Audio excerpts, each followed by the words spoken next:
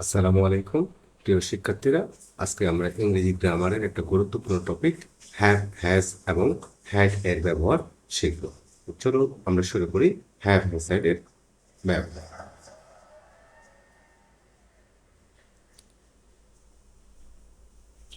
Have, has, had শুধুমাত্র আছে বা ছিল অর্থেই ব্যবহৃত হয় না।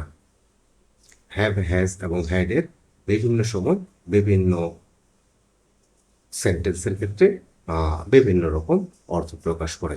যেমন একটা উদাহরণ দিই, শি ইজ হ্যাভিং লাঞ্চ, এর অর্থ সে দুপুরের খাবার খাচ্ছে।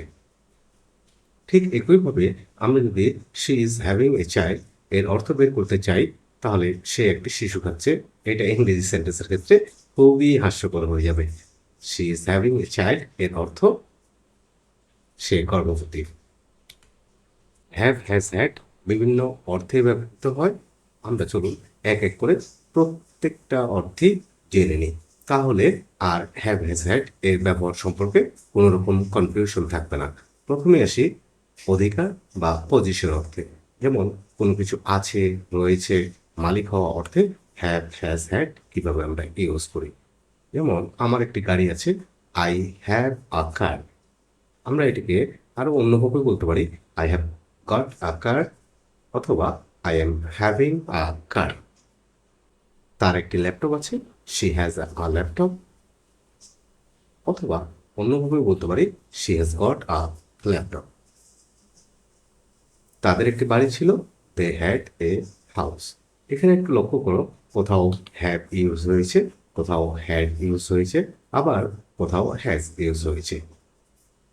ছোট্ট একটা নোট, আশা করি অনেকেই জানো, তারপর যারা বিগিনার তাদের ক্ষেত্রে I, we, you, they, that means first person এর ক্ষেত্রে, সেকেন্ড পার্সন এর ক্ষেত্রে এবং থার্ড পার্সন প্লুরাল নাম্বারের ক্ষেত্রে আমরা হ্যাভ ব্যবহার করব। হি, শি, ইট অথবা any singular name, that means third person এবং সিঙ্গুলার এর ক্ষেত্রে আমরা হ্যাজ ব্যবহার করব। পাস্ট টেন্সের সকল সাবজেক্টের ক্ষেত্রে আমরা হ্যাড ইউজ করব। চলো তোমরা একটু প্র্যাকটিস করো তো, দেখো পারতেছো কিনা। তোমরা সবাই একটু চেষ্টা করো এই বাংলা বাক্যগুলোর ইংরেজি মিনিং করতে পারো কিনা। আমার একটি মোটরসাইকেল আছে, এখানে মোটরসাইকেল মানে মোটরসাইকেল। তার একটি সুন্দর বাগান আছে, এখানে সুন্দর বাগান তুমি নাইস গার্ডেন অথবা বিউটিফুল গার্ডেন বলতে পারো। তাদের যথেষ্ট টাকা আছে, এখানে যথেষ্ট টাকা অর্থ এনাফ মানি ব্যবহার করতে পারো। আমাদের একটি বড় লাইব্রেরি ছিল, বড় লাইব্রেরি, লার্জ লাইব্রেরি ব্যবহার করতে পারো। আমার চাচার 3টি কারখানা আছে, এখানে কারখানা ইংরেজি ফ্যাক্টরি। সো ইংরেজি সেন্টেন্সগুলো তৈরি করতে পারতেছো কিনা নিজের একটু চেষ্টা করো। আমরা দেখে নিই যে সেন্টেন্সগুলো ঠিক হলো কিনা। আমার একটি মোটরসাইকেল আছে, আই হ্যাভ আ মোটরসাইকেল। তার একটা সুন্দর বাগান আছে, she has a beautiful garden. তাদের যথেষ্ট টাকা আছে, দে হ্যাভ এনাফ মানি। আমাদের একটা বড় লাইব্রেরি ছিল, we had a large library. আমার চাচার 3টি কারখানা আছে, মাই আঙ্কেল হ্যাজ 3 ফ্যাক্টরিজ। যাদের যাদের হয়েছে তাদেরকে অসংখ্য ধন্যবাদ। এরপর একটা ছোট্ট quiz, I dash a car, she dash a laptop and they dash a house. এখানে কি কি হ্যাভ, হ্যাজ, হ্যাড এর মধ্যে কি কি বুঝতে পারে তোমরা অবশ্যই কমেন্টে জানিয়ে দিও। এক্সপেরিয়েন্স, হওয়া, অনুভব করা, অভিজ্ঞতা হওয়ার ক্ষেত্রেও, হওয়া, অনুভব করা, অভিজ্ঞতা হওয়ার ক্ষেত্রেও আমরা হ্যাভ, হ্যাজ, হ্যাড ব্যবহার করতে পারি। এক্সাম্পলের সাহায্যে আমরা বোঝার চেষ্টা করি। আমার দারুণ সময় কেটেছিল, এখানে দারুণ সময় বলতে আমরা অনুভব করেছিলাম, I had a wonderful time. তার মাথা ব্যথা হয়েছিল, হওয়া অর্থে শি হ্যাড আ হ্যাডেক। আমাদের একটি সমস্যা হয়েছিল, এখানে আমরা অভিজ্ঞতা অথবা হওয়া অর্থেও ব্যবহার করতে পারি, উই হ্যাড আ প্রবলেম। চলুন আবারও আমরা চেষ্টা করি যে এই বাক্যগুলোর ইংরেজি সেন্টেন্স তৈরি করতে পারি কিনা। গত রাতে আমি একটি ভয়ঙ্কর স্বপ্ন দেখেছিলাম। এখানে ভয়ঙ্কর স্বপ্ন বলতে আমরা ট্যারিবল ড্রিম শব্দগুলো ইউজ করতে পারি। গতকাল তার প্রচণ্ড জ্বর ছিল। প্রচণ্ড জ্বর, হাই ফিভার ব্যবহার করতে পারি। আমাদের রাঙ্গামাটিতে একটা চমৎকার ভ্রমণ হয়েছিল। চমৎকার ভ্রমণ, ওয়ান্ডারফুল ট্রিপ ব্যবহার করতে পারি। সমস্যাটি সমাধান করতে তার অসুবিধা হয়েছিল। এখানে সমস্যা বলতে প্রবলেম, সমাধান, সলভ, অসুবিধা বলতে ডিফিকাল্ট, এই শব্দগুলো আমরা ব্যবহার করতে পারি। তারা ব্যবসায় বড় সফলতা পেয়েছিল। এখানে বড় সফলতা, গ্রেট সাকসেস কথাটাকে আমরা ব্যবহার করতে পারি। চলুন দেখি কার কার সেন্টেন্সগুলো সঠিক হয়েছে। গত রাতে আমি একটা ভয়ঙ্কর স্বপ্ন দেখেছিলাম। I had a terrible dream last night. গতকাল তার প্রচণ্ড জ্বর ছিল। She had a high fever yesterday. আমাদের রাঙ্গামাটিতে একটা চমৎকার ভ্রমণ হয়েছিল। We had a wonderful trip to Rangamati.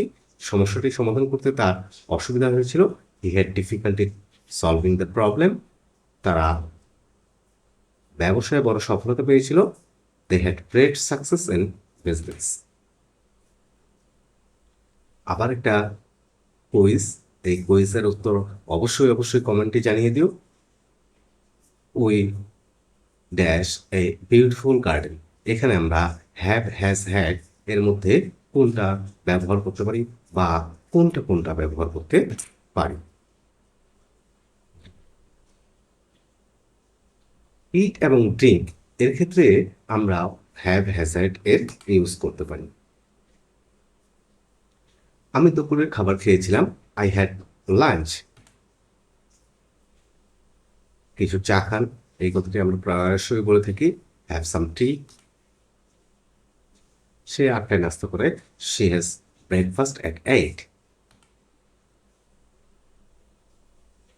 Have breakfast, have lunch, have dinner, have tea এসব ইংরেজিতে খুবই স্বাভাবিক ও প্রচলিত এক্সপ্রেশন। ইংরেজিতে কথোপকথন করলে এই কথাগুলি আমরা প্রায়শই শুনতে পাই। আবারও প্র্যাকটিস করি। আমি প্রতিদিন সকালে দুধ পান করি। আমরা আশা করি সেন্টেন্সটা তৈরি করতে পারবো। সে স্কুলে দুপুরে খাবার খায়। দুপুরের খাবার বলতে লাঞ্চ শব্দটাকে আমরা ব্যবহার করতে পারি। মিটিংয়ের পর তারা চা খেয়েছিল। মিটিং মানে মিটিং, চা পান করা, এর অর্থ আমরা কি লিখবো? খাওয়া অর্থে আমরা একটু আগেই শিখলাম। আশা করি তোমরা পারবা। আজ রাতে আমরা একসঙ্গে রাতের খাবার খাচ্ছি। একসঙ্গে টুগেদার। আজ রাতে এর অর্থ টু নাইট। খাবার খাওয়া অর্থে আমরা কি ব্যবহার করতে পারি একটু আগেই আমরা শিখলাম। সো চেষ্টা করো এই সেন্টেন্সটার ইংরেজি মিনিং বের করতে পারো কিনা। সে 1 গ্লাস জুস পান করেছিল। জুস পান করা, কোনো কিছু পান করা অর্থে আমরা হ্যাভ ব্যবহার করবো। সেক্ষেত্রে চেষ্টা করো সেন্টেন্সটা তৈরি করতে পারো কিনা। চলুন আমরা দেখে নিই। আমি প্রতিদিন সকালে দুধ পান করি। I have milk every morning. সে স্কুলে দুপুরের খাবার খায়। She has lunch at school. মিটিংয়ের পর তারা চা খেয়েছিল। They had tea after the meeting. আজ রাতে আমরা একসঙ্গে রাতের খাবার খাচ্ছি। We are having dinner together tonight. সে 1 গ্লাস জুস পান করেছিল। He had a glass of juice. যাদের যাদের ঠিক সেন্টেন্সগুলো হয়েছে তাদের জন্য অসংখ্য ধন্যবাদ। আবারও কুইজ টাইম। তো দে ড্যাশ ব্রেকফাস্ট অ্যাট 8:30। আমরা এখানে হ্যাভ, হ্যাজ, হ্যাড এর মধ্যে কোন শব্দগুলো ব্যবহার করতে পারি। অনুষ্ঠান বা কাজ করা, যেমন meeting, class, party, discussion, exam, interview, conversation ইত্যাদির ক্ষেত্রেও আমরা হ্যাভ, হ্যাজ এবং হ্যাড ইউজ করতে পারি। আমরা একটি মিটিং করেছি। We had a meeting. তারা একটি পার্টি করেছিল, দে হ্যাড এ পার্টি। গত সপ্তাহে স্কুলে একটি সাংস্কৃতিক অনুষ্ঠান হয়েছিল, the school had a cultural programme last week. অনুষ্ঠান বা কাজ করার অর্থে আমরা ডু ডিড এটা ব্যবহার করব না। আমরা যদি বলি উই ডিড এ মিটিং, আমরা মিটিং করেছিলাম, এটা ভুল হয়ে যাবে। সো আমরা বলতে হবে উই হ্যাড আ মিটিং। চলুন এই বাক্যগুলোর ইংরেজি মিনিং বের করার চেষ্টা করি। গতকালকে আমাদের একটি সেমিনার ছিল, এখানে সেমিনার অর্থে সেমিনার ব্যবহার করব। প্রতি সন্ধ্যায় তারা একটি অনলাইন ক্লাস থাকে, প্রতি সন্ধ্যায় তার একটি অনলাইন ক্লাস থাকে। এখানে অনলাইন ক্লাস বলতে অনলাইন ক্লাস। তারা একটি বিদায় অনুষ্ঠান করেছিল, এখানে বিদায় অনুষ্ঠান বলতে ফেয়ারওয়েল পার্টি। কোম্পানিটি একটি গুরুত্বপূর্ণ মিটিং করেছিল, গুরুত্বপূর্ণ মিটিং বলতে আমরা বলতে পারি ইম্পর্টেন্ট মিটিং। আমাদের স্কুলে প্রতি বছর বিজ্ঞান মেলা হয়, বিজ্ঞান মেলা বলতে আমরা সায়েন্স ফেয়ার ব্যবহার করতে পারি। চলুন দেখে নিই কোন কোন বাক্যগুলো সঠিক হয়েছে। গতকাল আমাদের একটা সেমিনার ছিল, we had a seminar yesterday. প্রতি সন্ধ্যায় তার একটি অনলাইন ক্লাস থাকে, she had an online class every evening. তারা একটি বিদায় অনুষ্ঠান করেছিল, they had a farewell party. কোম্পানিটি একটি গুরুত্বপূর্ণ মিটিং করেছিল, the company had an important meeting. আমাদের স্কুলে প্রতি বছর বিজ্ঞান মেলা হয়, our school has a science fair every year. Now it's quiz time. The school has or had a cultural program last week. আমরা এখানে কি ব্যবহার করতে পারি তোমরা অবশ্যই কমেন্টে জানিয়ে দেবে। হ্যাড টু, হ্যাজ টু এবং হ্যাড টু করতে হয়, হবে অথবা হয়েছিল অর্থে আমরা ব্যবহার করব। এর সেন্টেন্স স্ট্রাকচার হবে সাবজেক্ট প্লাস হ্যাভ টু অথবা হ্যাজ টু অথবা হ্যাড টু প্লাস ভার্বের বেস ফর্ম। অবশ্যই মনে রাখতে হবে যখন আমরা হ্যাভ, হ্যাজ এবং হ্যাড এর পরে টু দেখব তখন আমরা ভার্বের বেস ফর্ম ইউজ করব। তাকে কঠোর পরিশ্রম করতে হয়, they has to work hard. আমাকে পড়তে হবে, আই হ্যাভ টু স্টাডি। আমাদের চলে যেতে হয়েছিল, উই হ্যাড টু লিভ। চলুন আমরা আবারও এই বাক্যগুলো ইংরেজি মিনিং বের করার চেষ্টা করি। আমাকে ভোরে উঠতে হয়, ভোরে বলতে আর্লি শব্দটা ব্যবহার করতে পারো। তাকে অ্যাসাইনমেন্ট জমা দিতে হবে, জমা দেওয়া ইংরেজি সাবমিট কথাটাকে ব্যবহার করতে পারো। বৃষ্টির কারণে তাদের হেঁটে বাড়ি ফিরতে হয়েছিল, হেঁটে বাড়ি ফেরা ওয়াক হোম ব্যবহার করতে পারো। আমাদের এই নিয়মগুলো মেনে চলতে হয়, মেনে চলা নিয়মগুলো মেনে চলা, ফলো দ্য রুল। তার ভুলের জন্য তাকে ক্ষমা চাইতে হবে। এখানে ভুল এর জন্য মিস্টেক এবং ক্ষমা চাওয়া এর ইংরেজি হচ্ছে অ্যাপোলাইজ।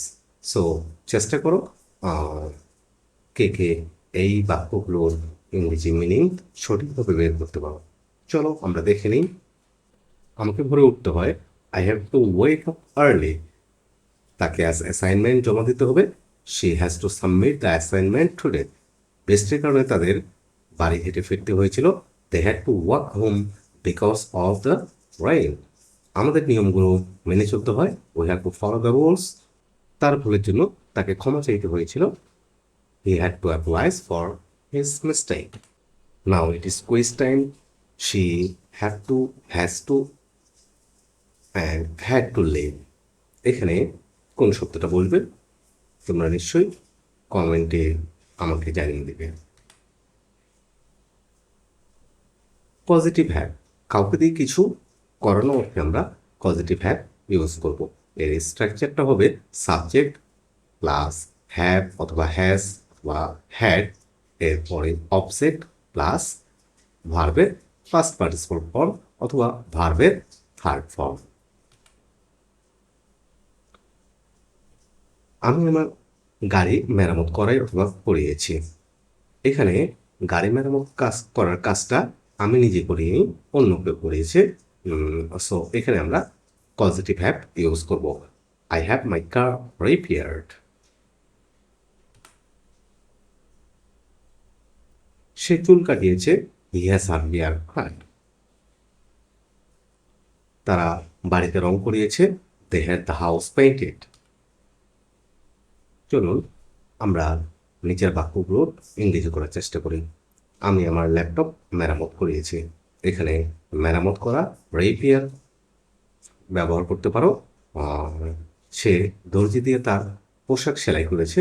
এখানে দর্জি টেইলর, সেলাই করা স্টিচ। তারা রাস্তা পরিষ্কার করেছে, পরিষ্কার করা ক্লিন।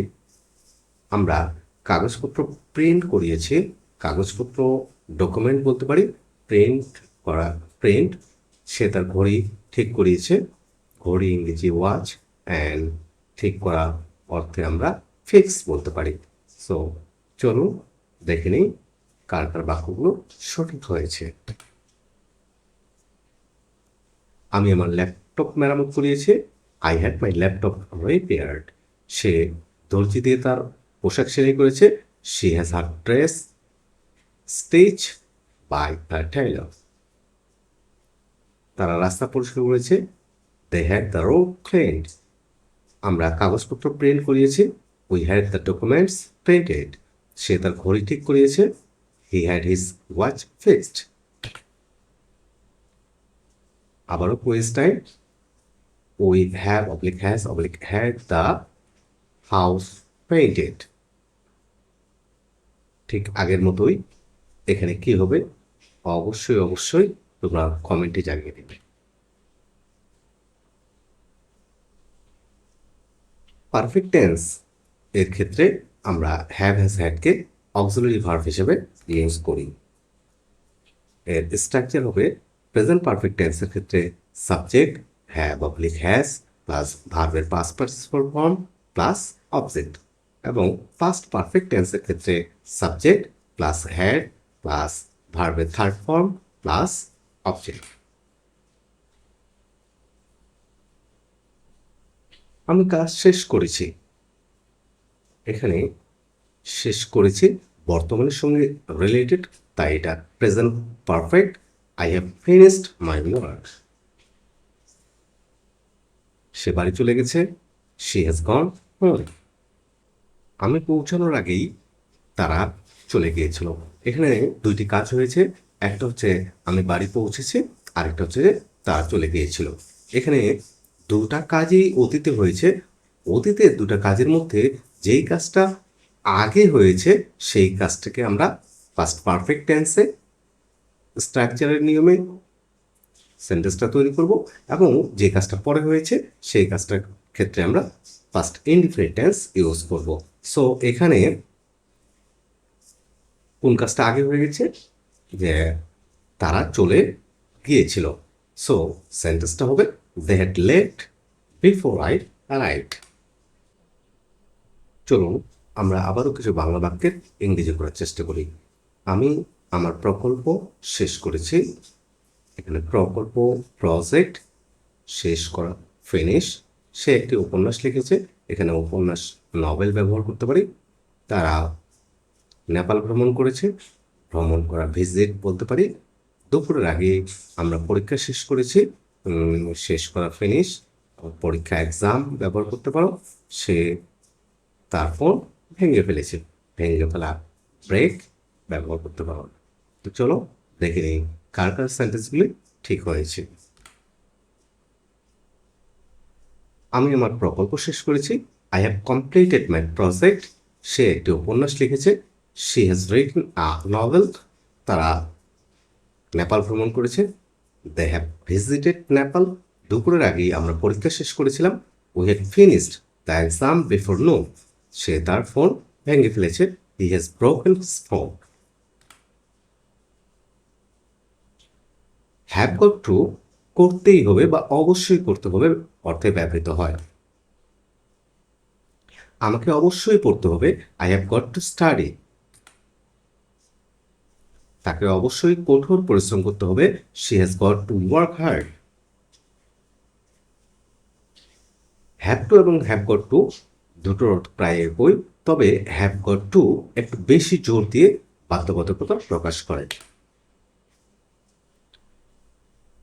চলুন আমরা বাংলা বাক্যগুলোর ইংরেজি করার চেষ্টা করি। আজই আমাকে এই কাজটি শেষ করতে হবে। শেষ করা ফিনিশ আমরা জানি, তাকে অবশ্যই ট্রেন ধরতে হবে। ধরা ইংরেজি ক্যাচ, এটা আমরা জানি। আমাদের অবশ্যই ইংরেজি উন্নত করতে হবে। ইংরেজি উন্নত, ইমপ্রুভ, উন্নত করা। তোমাকে অবশ্যই সৎ হতে হবে। তাহলে সৎ, ইংরেজি অনেস্ট। তাকে অবশ্যই দ্রুত একজন ডাক্তারের কাছে যেতে হবে। টু সি এ ডক্টর, ডাক্তারের কাছে যাওয়া। টু গো এ ডক্টর, এটা ব্যবহার করা ভুল হবে। চলুন আমরা দেখে নিই কোন কোন বাক্যগুলো ঠিক হয়েছে। আজই আমাকে এই কাজটি শেষ করতে হবে। I have got to finish this work today. তাকে অবশ্যই ট্রেন ধরতে হবে। He has got to catch the train. আমাদের অবশ্যই ইংরেজিতে উন্নত হতে হবে। We have got to improve our English. তোমাকে অবশ্যই সৎ হতে হবে। You have got to be honest. তাকে অবশ্যই দ্রুত একজন ডাক্তারের কাছে যেতে হবে। He has got to see a doctor immediately.